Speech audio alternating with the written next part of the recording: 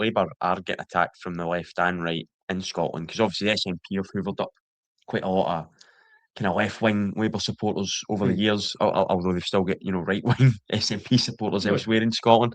But you've also got, the Greens polling well. They'll be taking maybe Labour voters who'd stayed away from the SNP, and I think the SNP were radical enough. Maybe don't see independence as the number one issue, and then of course you've got Reform just hoovering up from the right. They're going to announce their Scottish leader, I think, next week. I think it's going to be Malcolm Offord. If you were, you probably got a hotline straight to them. You should put a gun to my head. Well, we shouldn't we?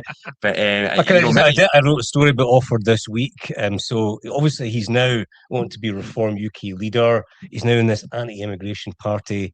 2021, he was in the Tories. Wrote a piece saying that Scotland should promote immigration and that we should try to woo the 3 million British nationals who are in Hong Kong. So, I mean, the guy is a chancer. He is a liberal Tory who deep down wants more immigration, but he's seen a shot for glory in terms of Holyrood. He's jumped ship, even though everyone in the Scottish Conservatives knows he's not a Reform type. Well, to be honest, he's a charlatan. I think there's a few that have maybe jumped ship, because they see this as an opportunity to keep, to keep their seats. As things stand, I think he or whoever it may be, Graham Simpson, obviously. I think Thomas Kerr's quite a good communicator, but he's maybe a bit too much a live wire to be, Reform's leader up here.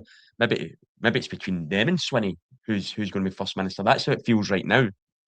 I do think Labour will roll back in the coming months, but Anas Sarwar starting the new year with his pitch, I just felt a bit of so what. Well, yeah, I was going to just on the speech. I was there in Edinburgh, and it was very much a framing speech, framing of the election rather than a big policy reveal. And as you'd expect from Anas Sarwar, his pitch was basically that this is about the Holyrood election. It's not about Westminster. It's not a referendum in Keir Starmer, and people should vote based on the SNP's record of the last 5 years and what the parties are going to do with the devolved powers, which I think is absolutely right. I would completely endorse that, but as we see all the time, people can vote. Yeah, if people want to ignore that, it's entirely up to them. I came away from Murrayfield, because that's where it was, thinking that Scottish Labour are very, very good at the professional side of politics. So the way they run their events, it's always been exemplary. Their digital content is extremely impressive. The backdrops, the messaging, it's all good.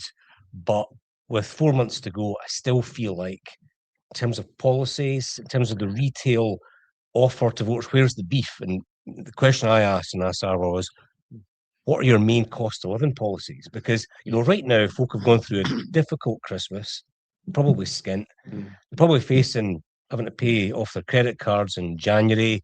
Their direct debits are going up in April. Their finances are really squeezed, and I still don't see what Scottish Labour are saying to ordinary punters about, the cost of living and how they're going to make them better off.